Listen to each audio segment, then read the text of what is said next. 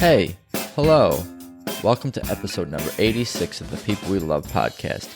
I am Adam Cho. What's up? If you're new here, what I do is interview people from all walks of life, often comedians and other artists, about their lives and careers. It is casual conversation, but I also ask everyone to highlight someone they love, someone who they admire, who influenced them, inspired them, or supported them. For more, check out peoplewelovepodcast.com. And the Instagram handle is at peoplewelovepodcast. And you can find me on Instagram as well at Adam Cho, my name, if you want to follow me too. And remember to tap subscribe or follow on whatever platform you listen to podcasts on. And of course, 5-star positive reviews on iTunes are greatly appreciated as well. So, today's guest is comedian Aidan Park.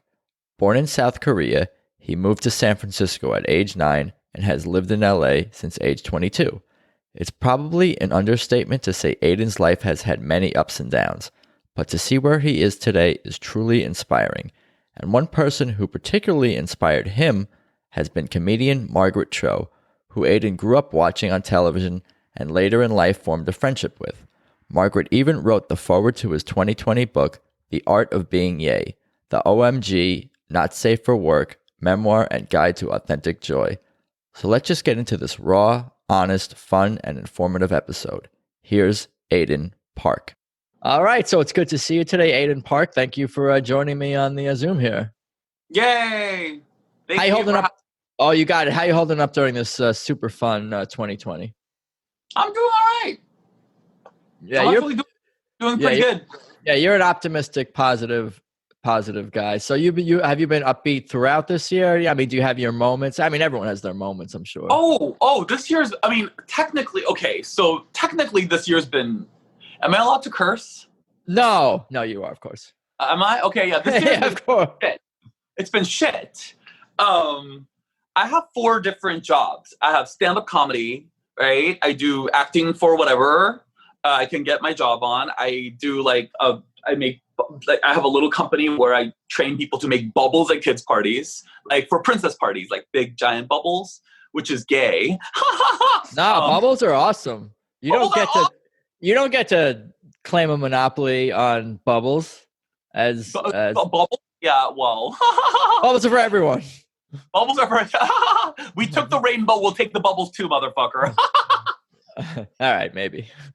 Well, yeah, okay, so that was 3 jobs, I think. Yeah, and then I do political consulting. You know those annoying people who stand in front of the grocery stores who ask you to sign stuff? Yeah. They work for me, buddy. Yeah. Oh, they work for you. Mm-hmm. Yeah, I'm an organizer for petitions. And I thought, I grew up in extreme poverty, and so I have fear around, being poor. And so I was like, okay, I have 4 jobs. Any one of them doesn't work, it's fine. No problem. I have the other 3. I got to cut. It's fine. You were an immigrant. So yeah, children of immigrants can often have this sort of psychological thing going on. My grandmother was single. She lived in a senior apartment as a single grandmother, and she raised me when I got to the United States. Why don't we go back and you could tell me about your life, and why don't we get into some of your earliest memories? I mean, it's up to you how long you want to stay, because I know there's many parts of your life and eras of your life. So we'll kind of get into what are your earliest memories of when you were even 4 or 5 or younger? I mean, well, I lived in Korea, right, and there I was raised by my single mother, right. We owned a video store. My mom had a little video store, and we slept in the back of the video store in a little room. It doubled as a resident as well. And so Blockbuster?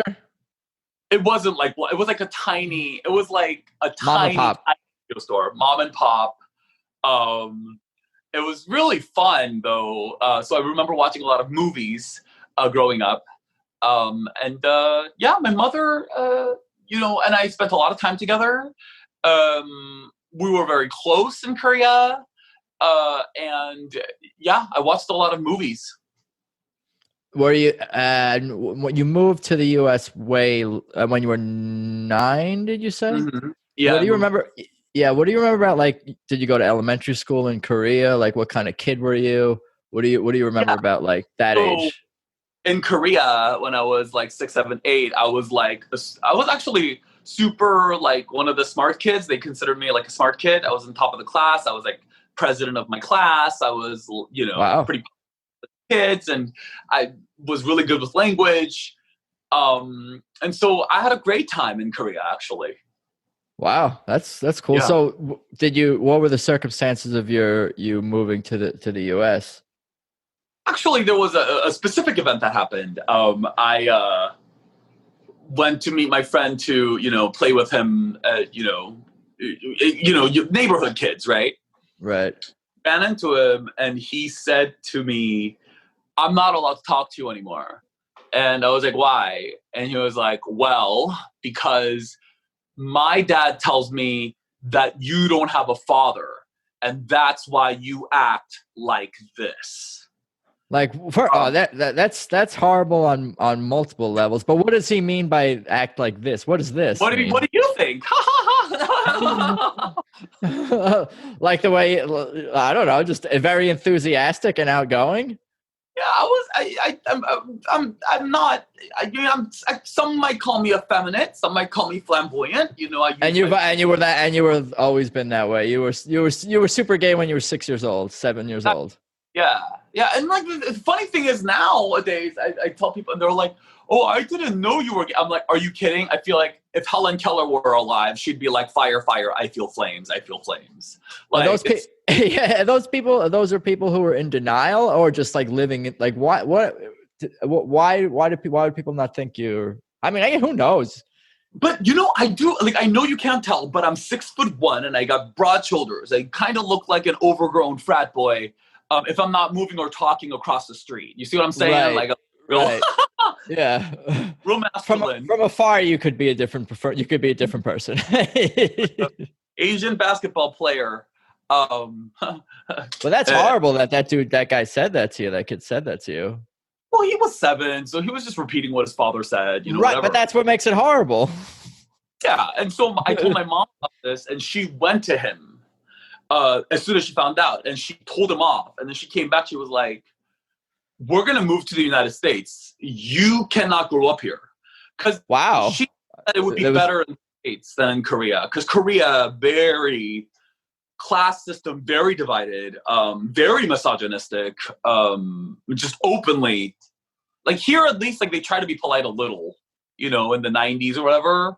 Like in Korea, it's like, you're a woman, you can't do anything, and you don't have a father, so you're a freak. Like it's like that level. Right. I was gonna say single mothers are not. They don't have the respect of society and the culture in general over there, or at least at the time you grew up.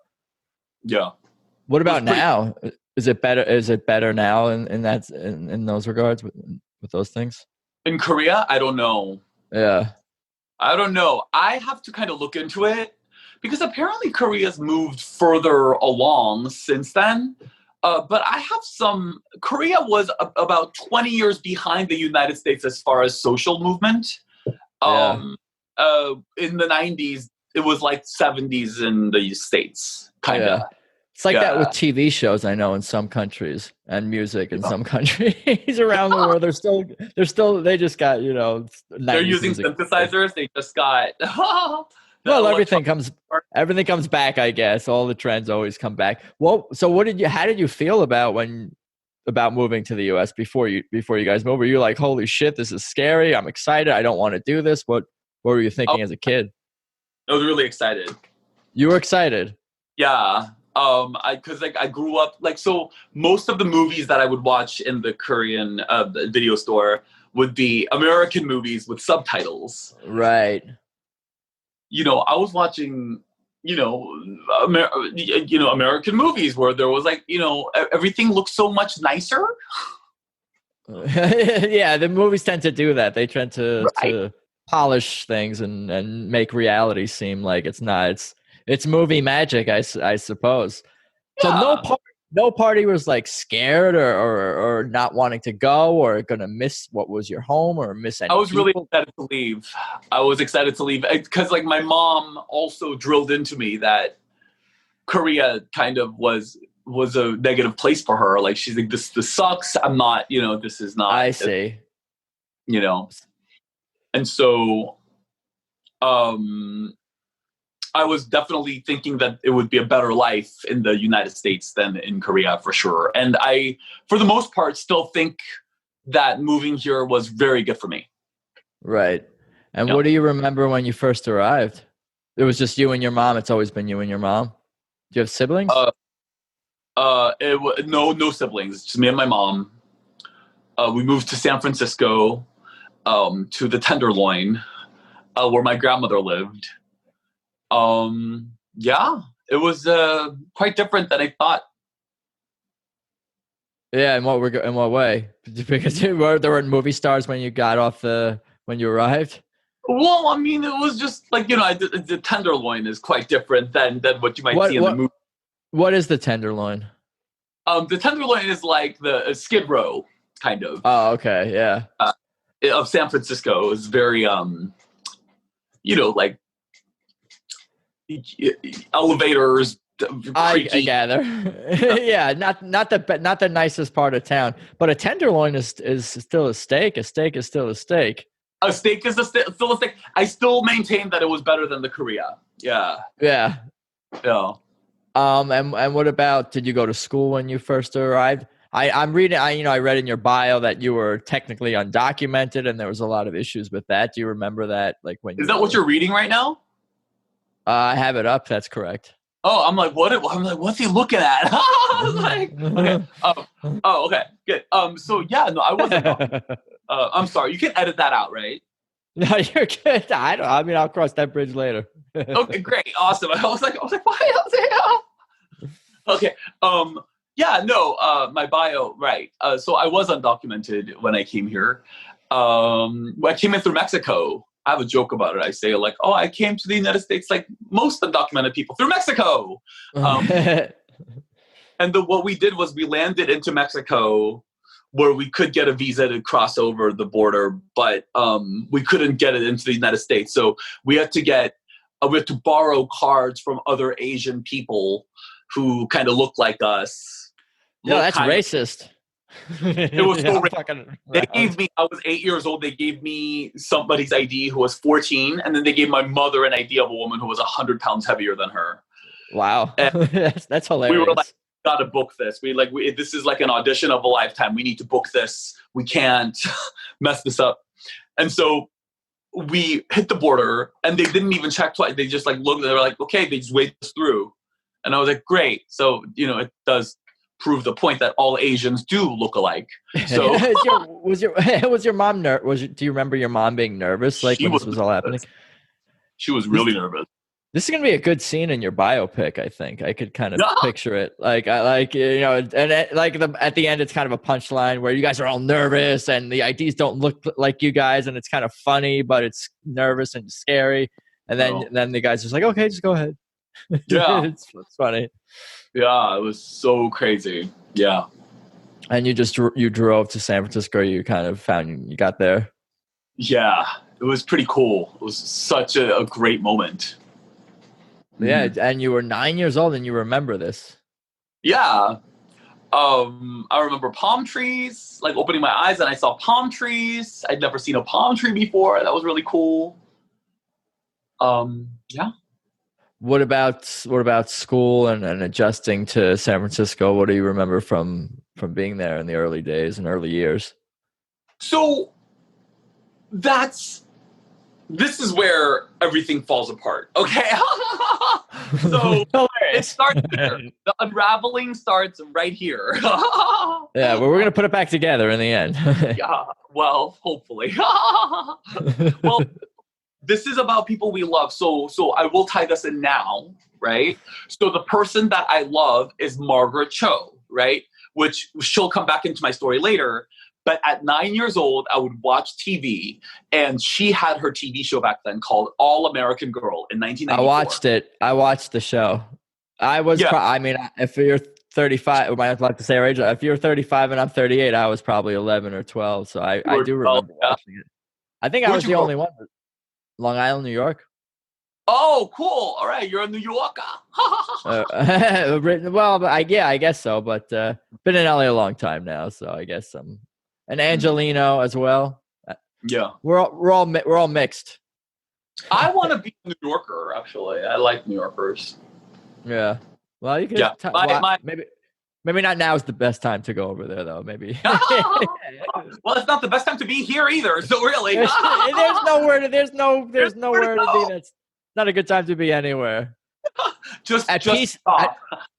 At peace in our hearts. That's where we need to be. That's right. Everybody just stop. Anyway, you're telling me about your life and the early days in San Francisco. San Francisco, right. So this is where it all unravels. I see the Margaret unraveling. Cho on TV. I enter school. I didn't know that I was a fat kid, but apparently I was a fat kid because everybody had a problem with me being fat. Then I couldn't communicate. Then I couldn't speak the language, so I was kind of flunking. Like I couldn't actually. Yeah. So I went from being this like well-liked, good communication kid in Korea to not well-liked, fat kid, picked on, no language skills to defend myself, and of course, flunking, which was hard on me. And then my mom then found a boyfriend who actually, he was a big asshole. He actually, this is funny. He got to know her. And then he got into dental school at Boston in Tufts University, and he asked her to come with. She says no. He goes, "You come with me, or I will report you and your son to the INS and get you kicked out of the country." Yeah, that's awful. That's just I mean, it scares me that there's people in this world that do things like that, but there are people in this world that do things like that. There are too many. That guy was. Well, and my mom, not speaking any English, she didn't know any better, so she's just said but of course he also buttered her up too. He was like, after I graduate from dental school, I'm going to take care of you and your son and make sure everything's okay. That kind of shit. There was like other things mixed into it. It wasn't just like threat. It was complicated. Yeah, that's still a threat. It's a threat. Yeah, it's blackmail. So she goes with him to Boston. What about you? I stay with my grandmother.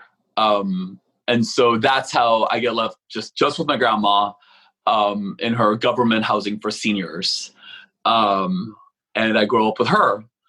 There's another problem there is grandma is not around a lot. Not because she's very loving, but she's out with her friends and she just thought like I'm in the United States, and she kind of took the approach. She's like, well, we're here in the United States and I don't know anything about the States, so I'm just going to let him handle it and learn it from school. That was her attitude. Yeah.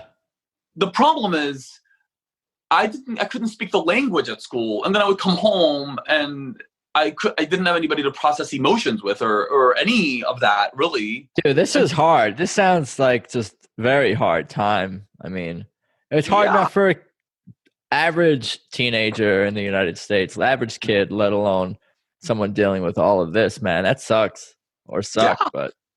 And it's just the beginning. Yeah, I know.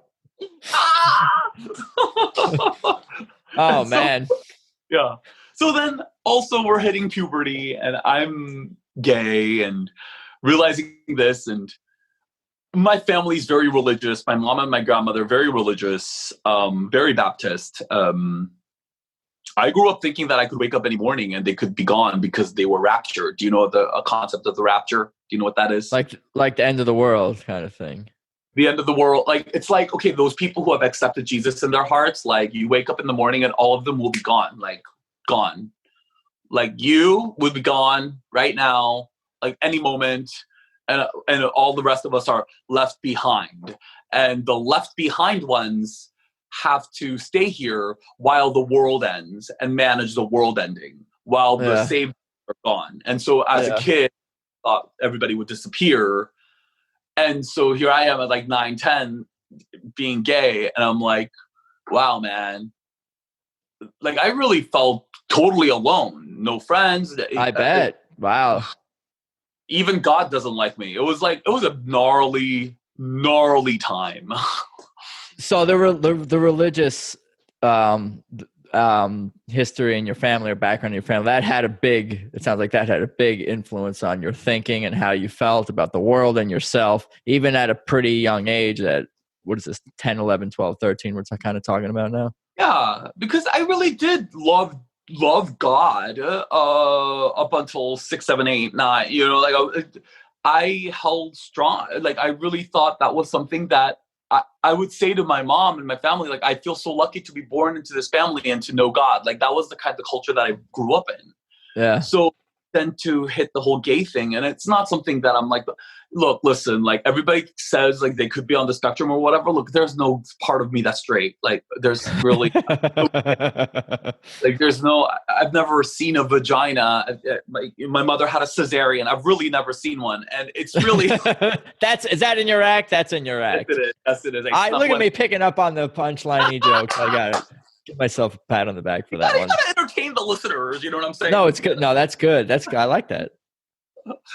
So I was so gay, and I just remember thinking, wow, like, and then I remember thinking, the reason why I don't go into my childhood stuff, because like I feel like I don't want to sound victim-y. Do you know what I mean? Like, right. I'm concerned about sounding like, oh, I've had it so hard, because everybody has had it difficult in their teen years. You know, you're not coming across as if you're being that way, and of course it's up to you to talk about this. Whatever you're comfortable and want to talk about is cool with me. We don't have to talk about fuck. Can tell me I'm not coming across that. Like, I mean, as long as I'm not coming across that way, that's great, because I'm like. We in our adolescent years, it's all very difficult, and I had my struggles.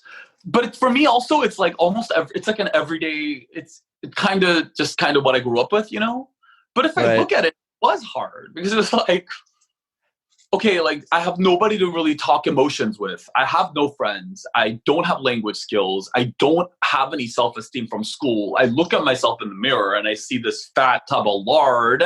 At the time, that's how I saw myself.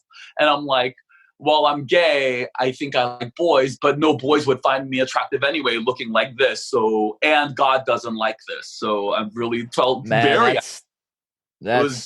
tough, man.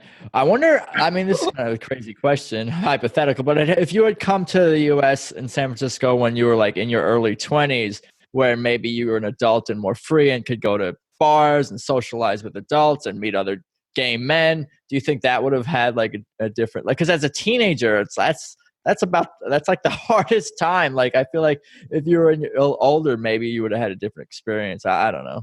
I'm glad I came when I did, because if I had come from Korea in my early 20s, then I would have been socially conditioned for Korea's normal, for all, yeah.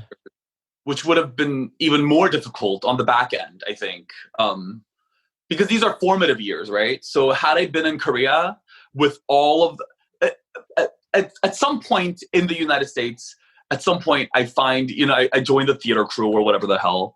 And at some point I do kind of find my footing and find freedom in being gay here, 15, 16, 17, I kind of figure that out. I still have no parenting, but at school I'm out.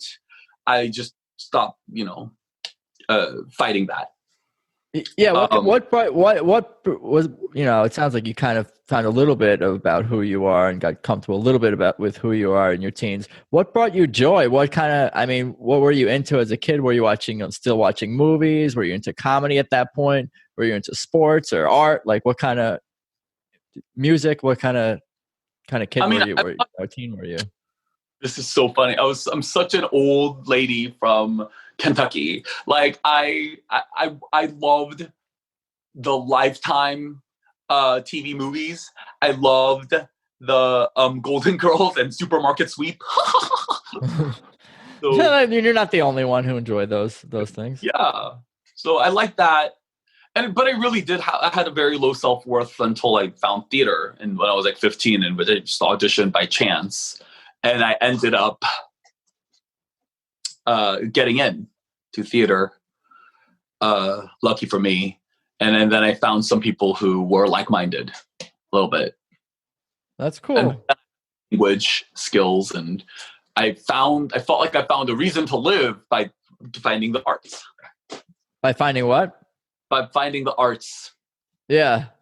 Tell me more about that. This was in high school? Yeah. So in high school, I auditioned, I got in, and it gave me a reason to live. It actually made me feel like, oh, like I have some purpose here. I'm actually like not worthless. No, that's sometimes it's not to cut you off. That sometimes it's like the small little things, just like you're just being excited to do something. And when you wake up in the morning, oh, that's happening today. I'm looking forward to that. That's sometimes all you need. Is that kind of what it was like? Even at that point, just a small thing that gave you some joy, theater? I mean, without that, I actually look back, and I look back between 9 and 15, and I'm like, oh, I see how awful it actually was to not have that for so many years. It was a real big problem. If you don't have that going, it's fatal. It could have killed me. I mean, I made a couple suicide attempts. It was just, it was kind of like a situation where, I made some suicide attempts that weren't like extreme. I had like maybe 12 aspirins and got a tummy ache, right? Like, so I wasn't too scared to actually do it, but Yeah, it's still, as they say, you're a cry for help or whatever, or it's a sign that you're not in a good place at the very least, for sure. Yeah. I don't think it's really back on it was, it couldn't have been a cry for help because no one knew about it, right? So I was serious. Like in my head, I was for it. And it was like, that's scary.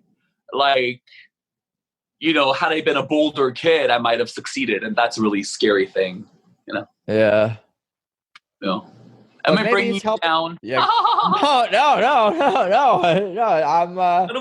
No. It's interesting to say that, to the very least, to know that you came back from all these things and here you are today. Like, that's inspiring, and that's the kind of stuff that I love to talk about, like, and hear about how people got from their darkest places to where they are now. If that's their journey. But I'm glad those attempts failed. That's good. Certainly. Yeah, I mean, come on, like 12 aspirins isn't gonna kill you. but it's nothing to laugh at. Like, I mean, as a teenager, if you're willing to do that, that's pretty serious. Yeah, you laugh at everything, so that rule is out the window. I'm a comedian. What can I say? That's true, but you hadn't really discovered comedy, or hadn't really discovered an interest in doing it at this point yet. Were you watching stand-up comedy at all in your teens, or Margaret Cho? Were you familiar with her stand-up comedy at this point, or just her show mostly? When I hit 15 and I have some support from my friends, like, I watched like her comedy specials. She had a couple ones that were theatrically released around 1998, 2001. They were very positive for LGBT community. And I remember that was my exposure to comedy. That was it, basically. And I just loved it. But I didn't fall in love with the art form. I didn't think I would end up doing it. I just, watched her. And I thought it was hilarious. I really admired her, really liked her. Oh, that's cool. And what about your sort of later teens and like later in high school? Where was your life kind of going? What did you think you would do? Where were you at? I think it might be more dark times ahead for you. But I'll let you. Looking at my bio as you're talking to me, you're like, I know what's coming next. A little bit.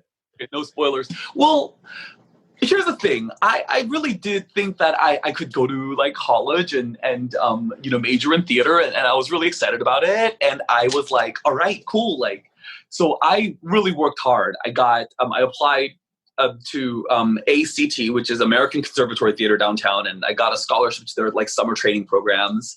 I did every play. My great GPA was pretty good. It was like, very solid, and I got good SATs, and I was ready to go. And so I was excited about going off to college and starting my life in that journey. Yeah. And then things happened again, right? Oh So, no. yeah. Well, I mean, then after I get into the schools, they ask me questions like, okay, well, like, what's your residency number? What's your citizenship? Are you a citizen? I'm not a citizen. I'm not a resident. And then I realized at that time there were no protections for, undocumented people. So I couldn't go to college. That sucks. That's so heartbreaking. Yeah, it was terrible. It was pretty bad. Yeah. You're funny. Well, I mean, it's just shitty. That's really shitty. Yeah. And then even worse because I was like, okay, well, I'm going to try to get a job. And I can't get a job either. Right? So it's like, what do I do now? Right. Sucks. Yeah. Mm-hmm. What did you do? You have the answer in front of you. You're like, oh my God. So during all this time, I was pretty reckless, also reckless behavior with hooking up with random men that I don't know, and I had no parenting, right? Essentially. And so I was like, okay, well, I guess I'm gonna be a hooker. So I go on Craigslist erotic services, and I was a prostitute for guys who would order me. That's wild. Is that wild? Is it? It was pretty scary. That's one word for it. That's one word. That's not the only word for it. I actually, and it's funny, like I have some funny stories from it. Like this one guy who ordered me was the most conservative supervisor in San Francisco. So like San Francisco had like 9 districts or whatever, and he was in charge of the very conservative district. And he represented a lot of Latinos. So he needed to be socially conservative, I guess, but also like liberal in the sense of immigration. So he was gay, but he couldn't come out. And so he would order me, and, we would, have sex, and then he would, there was one time he prayed after. Well, we don't know what he was praying for. Maybe he was praying for That's great. Maybe he was praying for another round. Yeah, it was kind of a weird situation. So, yeah.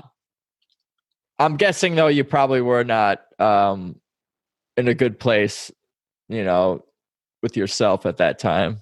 Oh yeah, no, until I was about 15, there was a sense of hopelessness, like not wanting to live, right? So you dig your way out. You think you have a way out. And I don't want to be in poverty. I don't want to live in my grandmother's government housing. I want to get out. I was so desperate to get out. I worked really hard. And then to feel like that wasn't going to happen and not knowing whether that was ever going to change again brought me right back to where I was before, where all I felt like I had was like, okay, well, I guess I'll just do this. And I think it had to do with like claiming any kind of little bit of power, any little bit that I could possibly. Do you see what I'm saying? Like, yeah, you were selling something that somebody was willing to pay you for. There's sort of a power in that sort of transaction, I suppose. Yeah, and like in a sense, in a weird way, I felt protected by these men. They were the closest thing I had to any kind of protection or somebody loving me for something that I had no control over. So if I'm gay, I'm a prostitute, they're paying me because of something that I did not earn. I didn't have to earn their affection. I was just a pretty kid that they were paying. So it made me feel cared for. And I never felt that kind of care. And so somebody cared about me enough to give me money or give me something, anything. I was so starved for. Sure, I imagine. Did you actually develop any friendships or anything else that was any authentic friendships or connections with any of your clients? I don't know if they were authentic, but there were a couple of men who kind of it was funny because a couple of them fell in love with me. And they were men in their like 50s. And they were like, I'm going to leave my boyfriend for you. I have a boyfriend in China. I'm leaving him for you. I love you. I care about you. They fancied themselves as the hero, like Richard Gere and, Right. whatever. I could see that. Had that going, although certainly not. They did not look like Richard Gere. But You're funny. Well, but they were very nice. Well, this one guy was so nice. He had braces. For some reason, he was in his 50s and he had braces. That always struck me as odd. And this was before Invisalign, so he had like metal braces.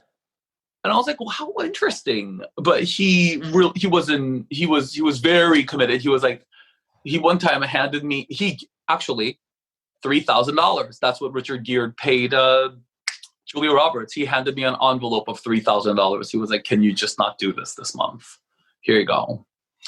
And back then in 2003, that was a lot of money.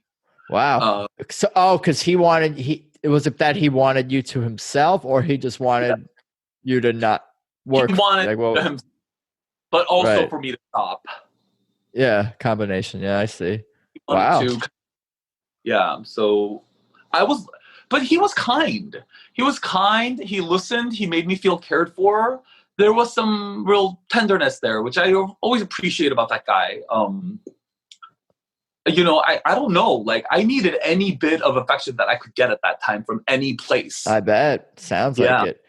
And what about after that? How did you come out of that, or where do we go from there? I love your leading questions. Yeah, I'll let you do all the work. Is that okay? Are you okay? Are you one of those people that's okay with being poked at? Because I'm a comic, so I like poke. I think I could handle it. Can you? I think so.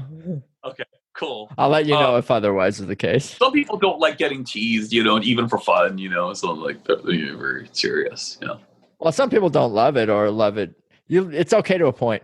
If it's coming from a good place, no, it's fine. Yeah. Okay. Well, you let me know. Don't make me You're cry. like, fuck up, Aidan.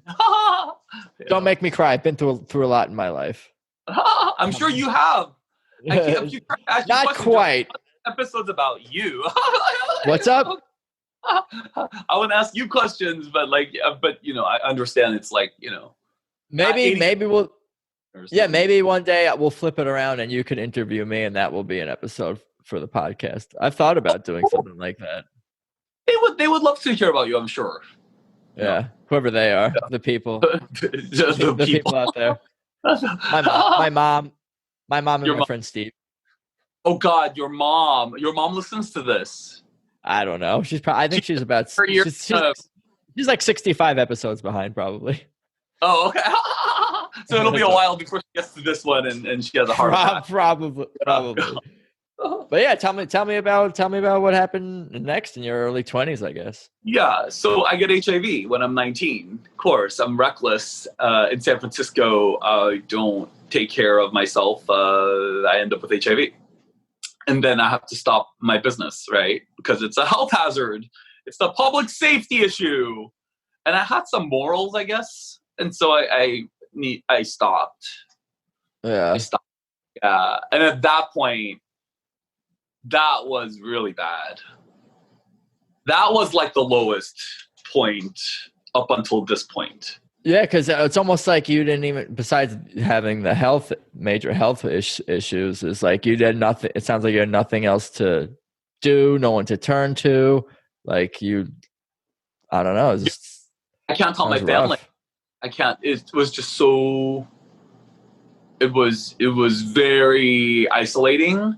And also in 2003, it's scary because, it was still, the medicines aren't as developed as now. Like nowadays, it's like, okay, well, it's not a death sentence and blah, blah, blah. But at that how time, are you? I was going to. Yeah, I'm super healthy. I'm undetectable, which it means like, I'm like, there's the virus is very much maintained. And I'm healthier than I think most people my age, actually. Yeah, So you look good to me, and you sounds like you got that Magic Johnson medicine. I do. I'm taking care of it. I'm on my pill.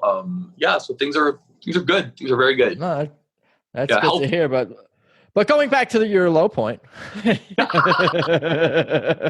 Oh, that's nice. Now let's bring you back to when you. Oh, we'll bring it back to where we just were, to the healthy point, to the Funny. present. But Well, I mean, so at that point, I had some friends around me who were in theater and they knew about my story. And so they were like, okay, Aidan, like, I mean, the full story is I had a friend named Omi Fernandez, and she, very talented, was in, several productions of national tours of Miss Saigon. We're still friends to this day. She hears about this.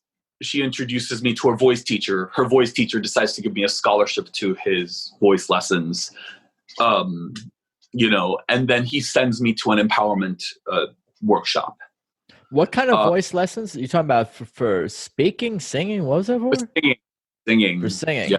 I was a musical theater person first. Oh, okay.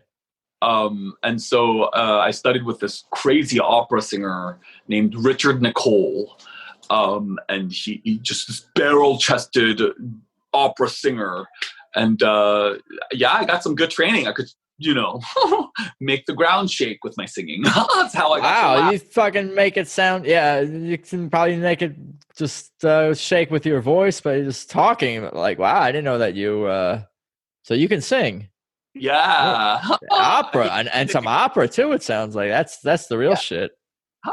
Like I did like the rock operas, like the late I ended up doing 9 productions of Miss Saigon, because you look like this. You just do productions of Miss Saigon in musical theater. Tell me more about the empowerment, where what that was all about, the empowerment program. So I was so disempowered at the time. I got sent to this empowerment place, and they went over something. They went over, taking full responsibility over your life, whether or not it's your fault or not. You really being in charge of your emotional reaction, making your emotional state independent from what goes on around you. And it taught me so much. And, they really pump you up. Like, they gave me a vision for the future, and they gave me hope that I could do something. And they gave me a sense of empowerment again, like that I could cultivate my life without things without me being able to go to college or whatever.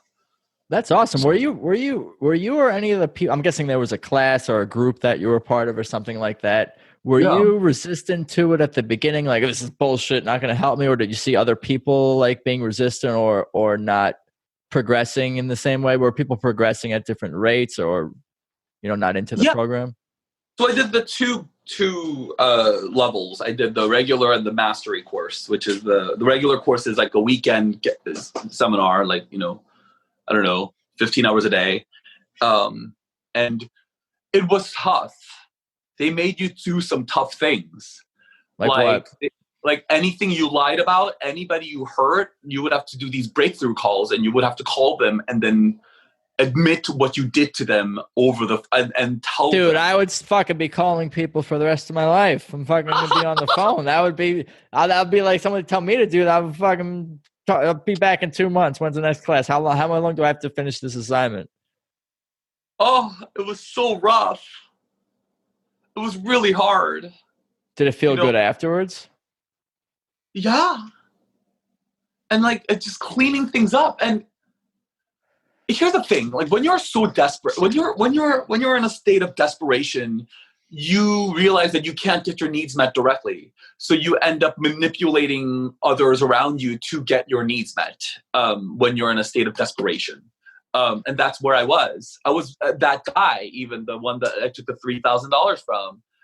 If I look at it, I was manipulating him for monetary gain, and I knew he was in love with me, and I played that card to get my money, right? Like, even if you're not consciously doing that, you're still sort of doing it. Like that could be something that you're just doing because that's just like what's coming natural at that time in your life, so to speak. But you're still on some level, manipulating. I want to feel taken care of, and so because I haven't been taken care of and I need to fill this need, I will take it from wherever I can get it, even if it means hurting this guy's relationship to his partner in China, right? So it's like taking real responsibility for actions like that. Like, and I never thought about that before, like taking, and the whole HIV thing, oh, this happened to me, this was so tough, but in order for me to move forward, I have to accept that it's mine now. Like, I did this.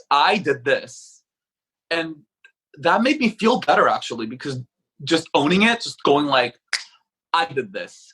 I made this happen this way. I got HIV. It was my responsibility. I did this. Made me feel like there was a way out. Like, if I did this, then I can manage it. Even the whole immigrant thing. I did this. Sure, yes, it did happen to me, but it is mine now. I didn't ask for it. It's mine now. Now what am I going to do about it? It made me feel more empowered. What do I do with this situation that is now mine? Right?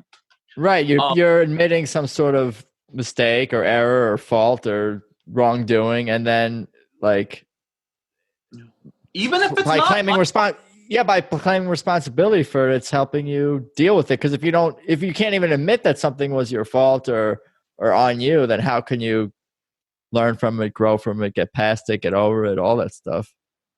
The thing that was hard for me was admitting, taking responsibility for things that I didn't feel were my fault. Right? So the undocumented immigrant situation, was that really my fault? Not really. No, and then why should I take responsibility for it? Because that's the only way out. Yeah. Like, once something terrible happens to you, you must act as if that is you. In order for you must come up with a solution that considers that a part of you now, or you can push it away and say it was someone else's fault and begrudge it, or you can own it and then figure it out. Those are your options. Which is it going to be? And that's ultimately the bottom line in life. Is it more about just owning your life and owning what's happened to you, sort of, more than like taking responsibility for, at least in that particular thing? Because that was just your circumstance. Is it more about just like coming to terms with your circumstances in a sense, and saying to yourself, okay, this is my life, this is my circumstances, I have to deal with this. There's no other way around it. It's more thing. It's like, so when I say responsible, I mean like responsibility moving forward, not responsibility like, oh, it's my blame.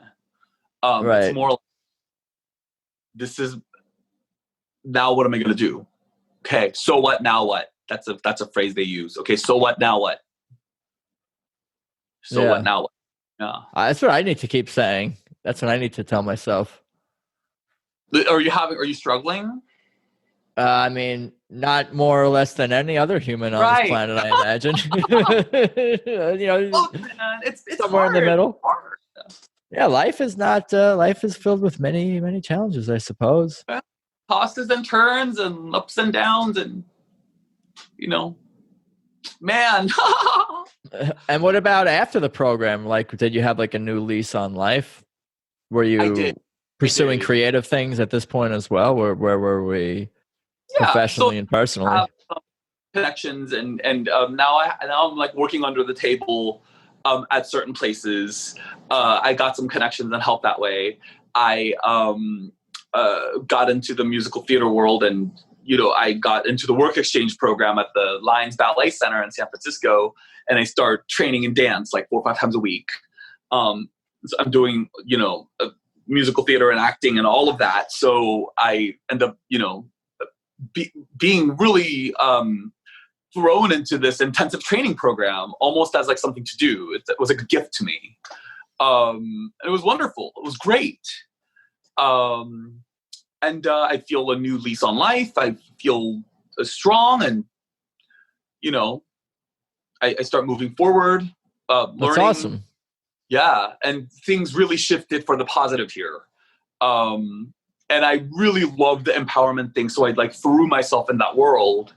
And I started really like studying like how successful people think, what makes a successful person, like what is empowerment. And I start studying this one technique that really changed my life. It's called it's not a technique, it's like a system. It's called neuro-linguistic programming. And I studied it so much I became a master practitioner at it, so I can work on myself. Neuro-linguistic programming is this concept that your perception of reality creates your reality. So it's about how language actually creates the world around you. And the language that you feed yourself affects the choices you make. The language that you say kind of lets other people know of the map of the world as you hold it. And you're in charge of your map of the world. It really changed my life. Is it more about, I mean, just speaking general, is it about like sort of like affirmation or being more judicious about the specific word choices you use within your own mind and outwardly as well? Is that kind of like what you're describing? What's like an example of like something maybe you know specific that you learned? But my biggest takeaway, I think, is like, okay, this comb that I'm holding in my hand right now is red, right? So sure. It's a red comb that I'm holding in my hand. And it is objectively red, and it is objectively a comb, right? My name is Aidan. I'm objectively Aidan, right? I'm objectively Asian. Now, I can say something like, I'm just going to make something up, okay? I'm a below average looking Asian guy. I don't know. I'm like not that great looking. That is actually not objective. It is subjective. It is an opinion. But the thing is, a lot of people go through life and they don't even know the difference. So they'll just kind of like hold that, and then they'll make that their objective.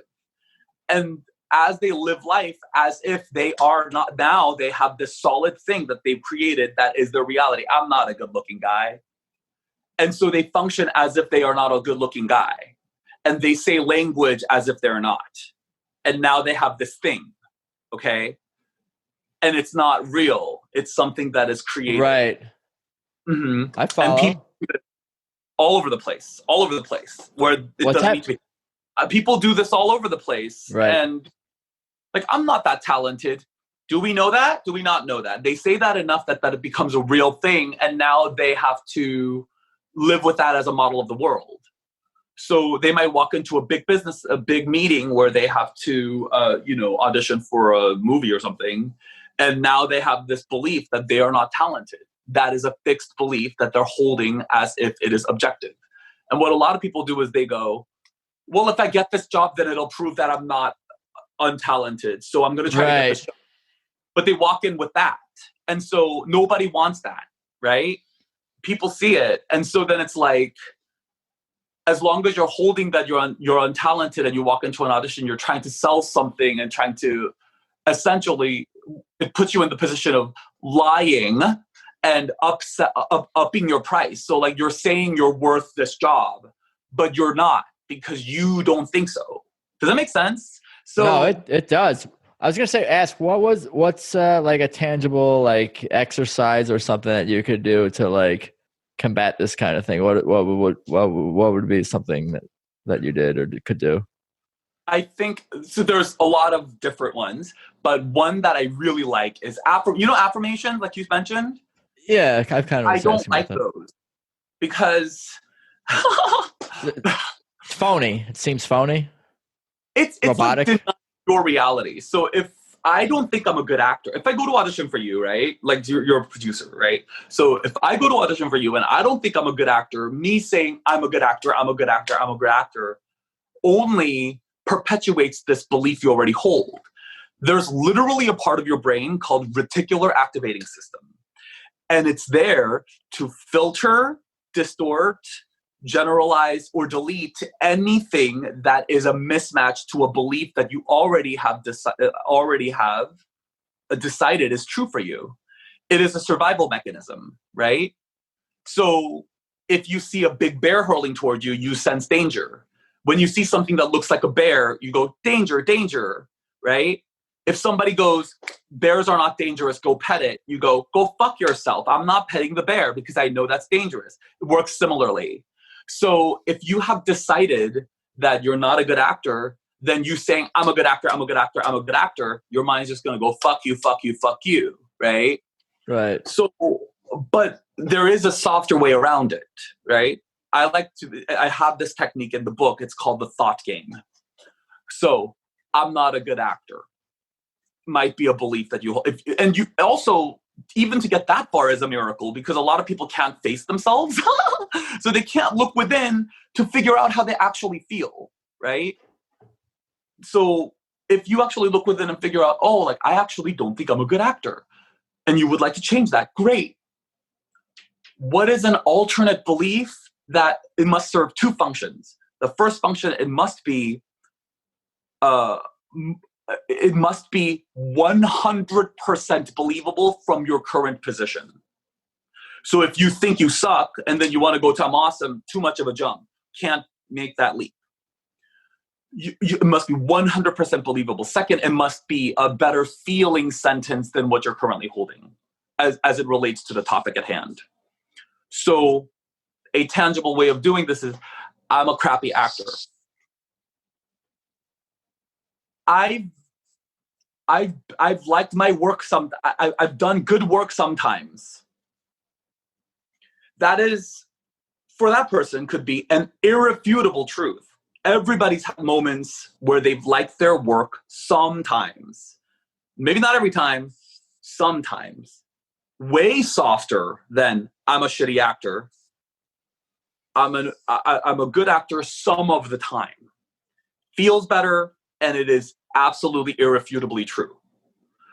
How about I'm ugly?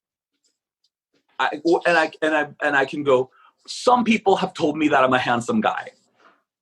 That is an irrefutable truth because it actually happened, because they have. Way softer than I'm ugly, right? Then your brain, you want to activate the part of the brain that looks for evidence, right? You want to trigger that. So you want to go, some people have told me that I am handsome some of the time. Great. Like who? And then you actively evidence, and you spend like maybe 2-3 minutes evidencing this new thought, right? And look for evidence for this.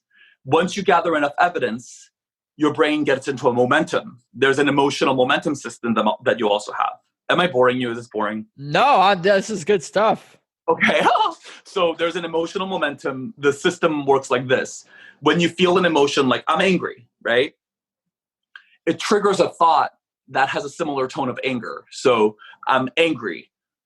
My mother sucks. And then it triggers another emotional response. I'm angry again. You're even more angry. My dad sucks too. I'm angry again. So with the emotional momentum and the reticular activating system working this way, filtering stuff out, if you can direct your focus into the softer thought that you can believe and evidence that for 2 solid minutes, your emotional momentum changes. Because now you're dealing in a softer thought. You're giving yourself evidence for something that makes you feel better. So you might be feeling relief. And then you're really on a roll because your thought momentum will kick in and it'll be easy for you.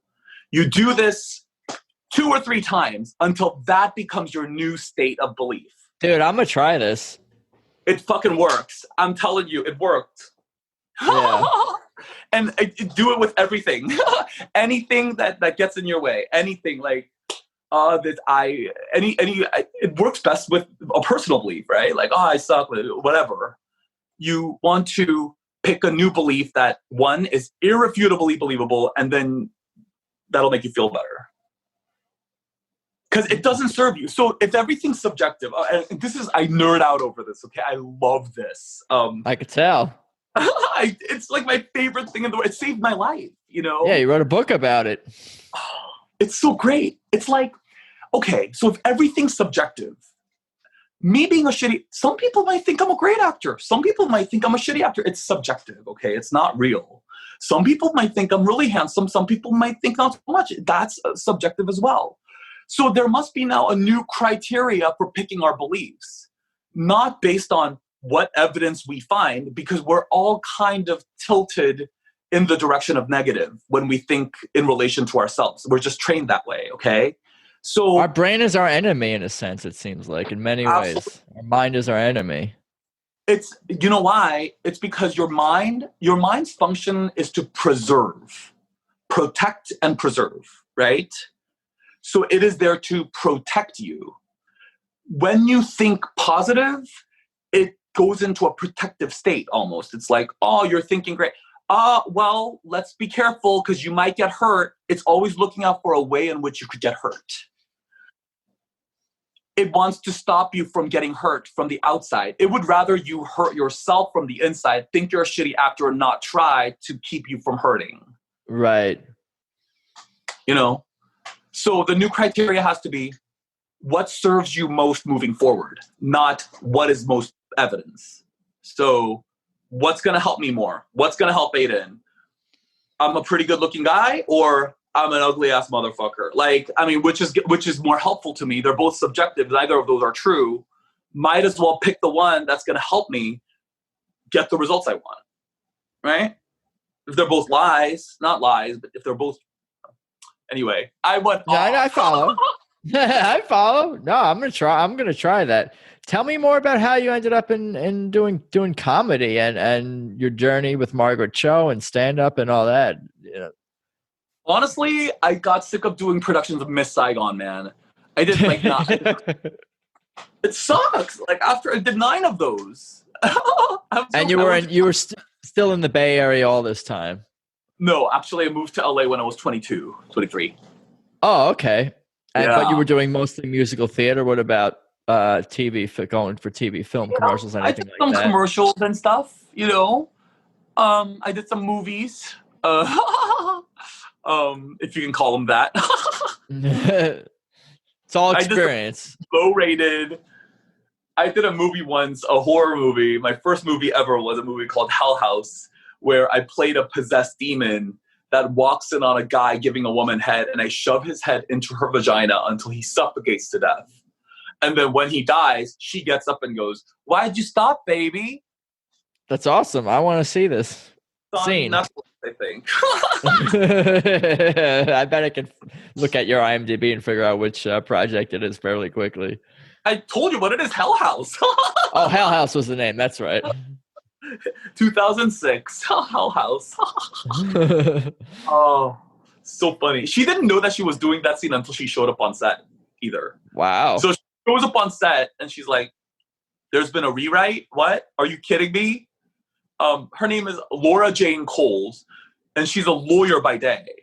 So here's this lawyer, beautiful, she's still my Facebook friend, this lawyer person walking into having to literally spread her legs open on the corner of a bed to do this scene. I mean, can you imagine? Yeah. It was non-union. Okay, so you got sick of doing Miss Saigon. You did a little bit of acting, and then what? Yeah. What then I started stuff? doing stand-up comedy. I got into it. How? Why? And what was the circumstances of your first time trying it? You were gonna think I'm so fucking lame. I started comedy because I thought it would help my acting career. I was one of those people. I did not think anything of it. I was just like, oh well, people who seem to do comedy. Because my boyfriend, do you know Moshe Kasher? Do you know who that is? Sounds familiar. So he's a pretty famous big comedian. He was my boyfriend was friends with Moshe, and Moshe was getting like television roles left and right, and I couldn't get arrested. And so I was like, okay, well maybe if I do stand-up comedy like Moshe, then I could do I could make some money and I could get picked for roles. So I took a class. I took a stand-up comedy class at the beginning of 2012.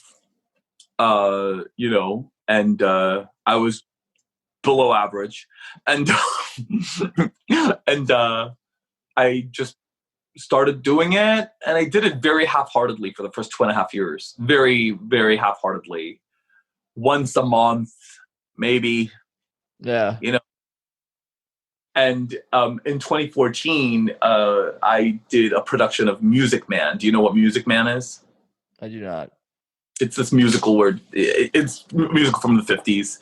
I got cast there, and I was doing like 8 shows a week, and I saw my paycheck, and I was like, this is $350 for 8 shows a week. It's like crazy. This is not, I can't do this. And so I was like, time to switch. No more theater, Aidan. Get serious about stand-up. People say they like you, let's go, let's try it. So then I really threw myself in at around mid 2014. At that point, I had about maybe 15 minutes of material. And that's when I start going hard. I go on stage almost every single night. I produce a bunch of comedy shows and really start building. That's awesome. And it was awesome. It was the best decision I've ever made. Stand-up comedy was the best decision I've ever made. That's great. That's cool stuff. Did your paths cross with Margaret Cho in the Bay Area, or was that in LA? How did you guys connect? I'm guessing you connected somewhere along the line. Yeah. So, because I was so like, because I knew all those tools in neuro-linguistic programming and like, empowerment, and I had a lot of skills, like success skills. Like I know how to I knew how to do things, right? I didn't tell anybody. It was all secret. So I started running. It's all secret? Yeah, no, I didn't tell anybody. I was like, I didn't want people to think I was a weirdo. Didn't tell any people that you were doing all this research on the neuro-linguistics or whatever. Yeah, neuro-linguistics. Because like what I would do is I would sit down with somebody and then I would listen to them for a minute and then I would figure out, so their priorities are X, Y, and Z. So if I approach them with what I want as it appeals to their priorities, then I could get them to agree with me. So, but I was ethical. I would angle it so that they would meet their priorities as well.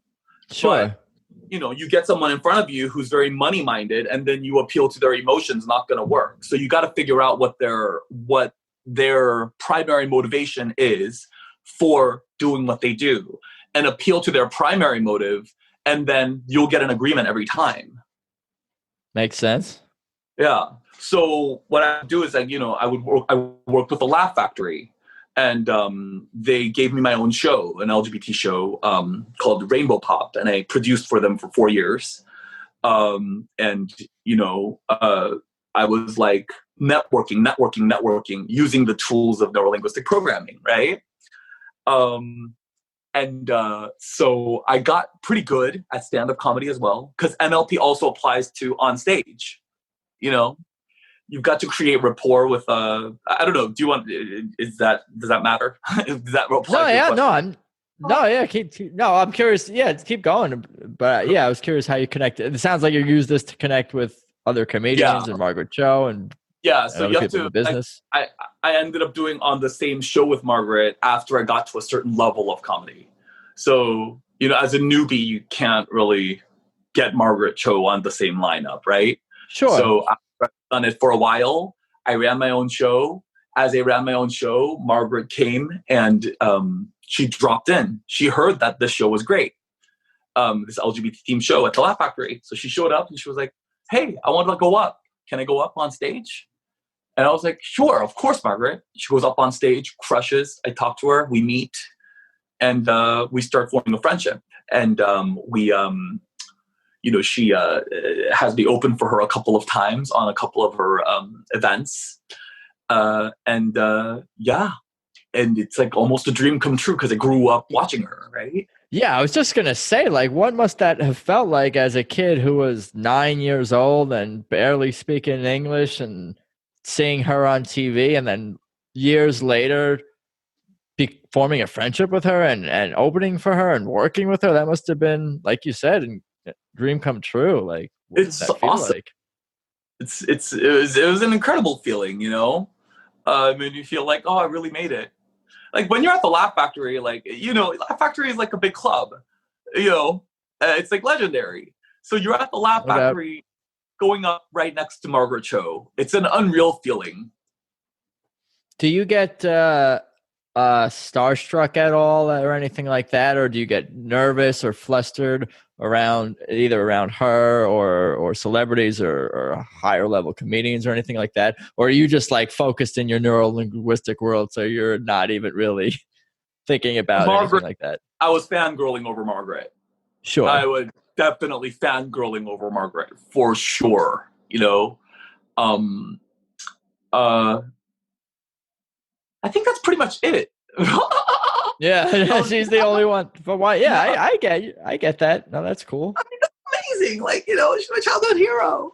Right. She has a special connection to you from the past, which means more to you than, perhaps, another actor, comedian that you may have crossed paths with. I follow. Yeah. Cool. And recognized me as a fellow Korean from the Bay Area, and it was just meant so much. I really, she's so generous and kind, and I just love her, That's cool. Do you guys talk often or sometimes or Yeah. or what? Yeah, we got a phone, yeah. That's great. Yeah, we text each other. So I got Margaret Cho's phone number.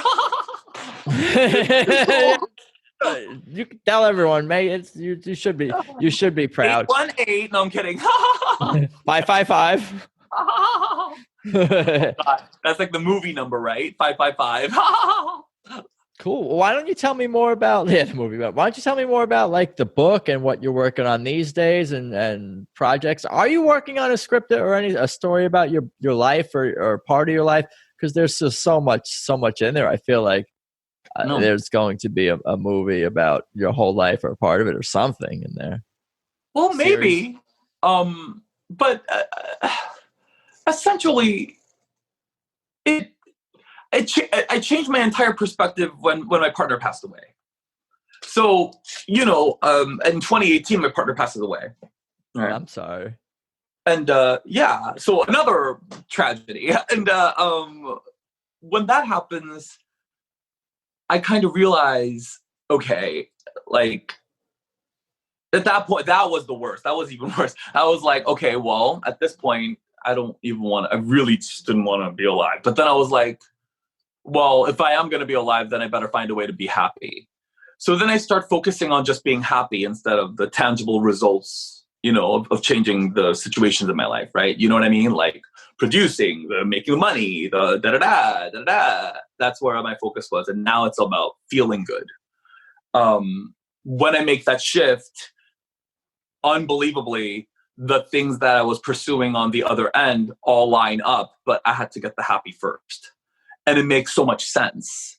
And that's what the book's about. It's like, I could have bypassed so much bullshit if I had, for the past 15 years, bypassed all of that and just went for happy first. And I'm not just talking because it makes you feel good. I'm talking like you get happy first, and then everything that you want just kind of comes. Because people want to be around. People want to talk to people who are happier, more confident, strong. People want to hire people who are confident, happy, and strong. People want to, they gravitate towards those types. People gravitate to people like that. Energetic. Sure. And the people who tend to be big accomplishers tend to be either sociopaths or very positive.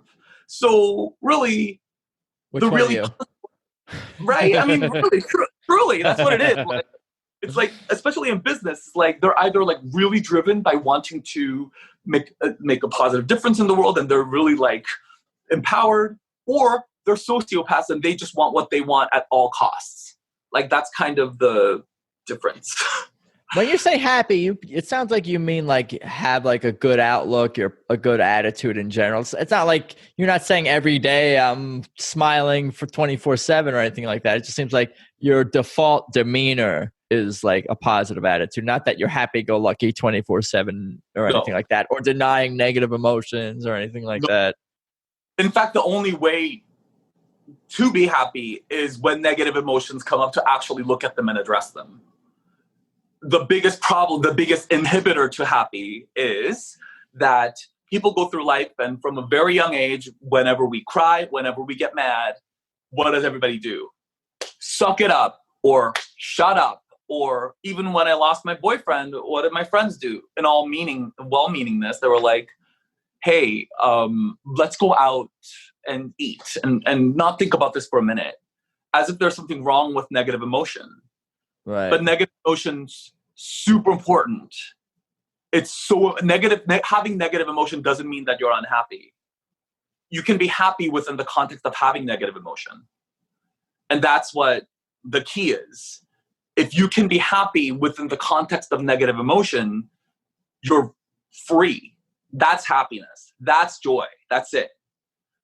Because the reality is we get sad and it serves a function, right? So when we're born, I don't know, do you have a kid? I don't.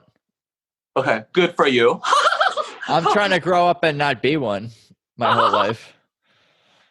Well, it's like that bonding. Okay, so if a mother leaves her child leaves her child all day for going to work, she misses her kid. That is a biological function. That's a sadness.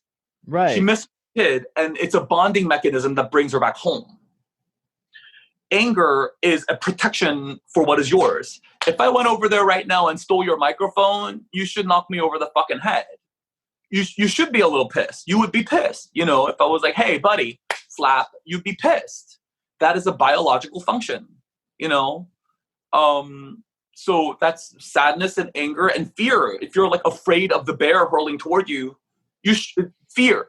But nowadays, everybody's like, oh my God, you're angry. There's something wrong. It must be eradicated immediately. And so they're like, shove it down or take drugs or ignore it. Or if you're sad, drink or whatever. The problem is not the negative emotion. The problem is the resistance to the negative emotion and making the problem the negative emotion rather than actually taking the note going, I'm afraid right now. I should look into this. Let me look into why I'm angry. And you can change the world accordingly using your emotions as a barometer. It's like a car telling you how fast you're going. So accepting it as part of an important function makes it so that when you're in a bad mood, you're still enjoying the experience. Because it's like, it's a part of it. It's telling me something and I'm grateful. It means something's out of whack and I can take a look and make adjustments as needed so that I don't need to do this again. Not, I'm feeling bad. I'm a pussy. I need to stop feeling this way. I got to drink. What's wrong? Then we go, what's wrong with me? I'm an idiot. I'm crazy. I'm blah, blah, blah, blah. Right. And we construct just drama. Right? Sure. It's like having 10 cents in the bank account, right? So like if you open your bank account and you have 10 cents there, and then you feel sad, you feel worried, right? Which is normal. But then what people do is they're like, I'm worried. And then they go, nobody ever taught me how to make money and life just sucks and there's something broken with me and I need to fix this before I can fix this and I don't know what's wrong with me and I'm feeling sad. I shouldn't feel this sad. I hate myself for feeling sad. I'm going to drink. So now we're constructing this other problem when really the problem is 10 cents. There's 10 cents in the bank account. Stick to the topic. You're worried? You should be a little worried. There's 10 cents in your bank account. That's a normal reaction. What are we going to do about it? Right. So what sorry. now what? Well, it's all good. No, that's all good stuff. I'm going to be unwrapping and unpacking a lot of this in the coming days and weeks and going to, I actually always take notes when I listen back to the episodes, but I'm actually going to take notes for myself for personal stuff. Really actually interesting to you. I don't want to bore you. It's my big fear that I bring you. No, I'm into all this kinds of stuff. Like I'm pretty hardcore into like self-improvement and things like that for sure. But it simplifies everything. It's like, then you're going to love this. Okay. Like keeping it as simple as possible. Your emotions are your emotions. Let's not add any meaning to it. If you're pissed off about something that happened, then you are pissed off. What is your being pissed off telling you? That something's out of whack and it's as a result of this situation, not something's out of whack. I shouldn't be feeling this way. Let's drink. I'm an idiot. I'm broken, blah, blah, blah. All of that extra drama is now it's like taking a string and then tangling it up. And then now it's all heavy because it's all tangled. And then you have to unravel it. But then we do it again. And it's because we make an enemy of our negative emotions. And that's where I feel like is the biggest inhibitor to finding happiness in life, is taking a negative emotion as there's something wrong with you, as there's something wrong with the person who's experiencing it, as opposed to, you know what? I like my negative emotions. I'm pissed. I'm pissed. Let's look at why. Is it a construct problem? Do I have a mental construct that keeps it? Do I think that I'm a shitty actor when I shouldn't be thinking that way and I'm pissed off? Great. Now I know there's a problem there. Or did something happen on the external? What is it? It's great. It's a great tool. It's to be embraced. And it's part of life. That's so enjoyable. I don't know. That's the way I think. Yeah, I can't wait till the next time I'm sad. Thank you so much. It's so great. I love it. Yeah, no, I'm excited to dive into the book for sure. And I definitely appreciate all your time. It's been informative, interesting, entertaining. I learned a lot. I heard a lot. I appreciate you sharing your journey with me. Why don't you tell people where they can find you, follow you, buy the book, all that? I'll give you the floor. Anything else you want to talk about? It's all yours, my friend. Awesome. So aidanpark.com. Okay, that's where you can find my book. You can find it on Amazon too, The Art of Being Yay. At the end of each chapter, there's a QR code. You flash the QR code, it leads you to a video, and it shares with you how you can use the principles and the tools that I go over in that particular chapter to apply to your personal life. Technology. Yeah, it's amazing. And it's like a video that helps you. And then you can also join my Feel Better newsletter, which, every week I send videos about different problems that I think we're facing, anxiety in uncertain times. Like, it's very emotionally soothing, and so I hope that people will find those helpful, find my book helpful, and you can contact me at Aidan Park Show, Aidan, Aidan Park Show on all the platforms. So thank you. Cool. Well, I'll let you enjoy the rest of your evening. It's getting kind of sort of, what time is it here? Not too late on the West Coast here, 9:30. But oh my God, are you on the East Coast? No. Oh, okay. Okay. Great. Thank you. Again, I appreciate your time, and it's been fun, and let's talk soon. Great. All right. Thanks. You got it. Later. So there you have it. My conversation with Aidan Park. Wow. Like I said in the intro, honest, raw, fun, and informative. I really thank Aidan for his time, and I'm already starting to go down the neurolinguistics rabbit hole. For real. Anyway, for everything about this show, of course, head to peoplewelovepodcast.com. And I think that's about all I got for today. I appreciate you guys listening. Thanks as always, and let's talk soon. Peace.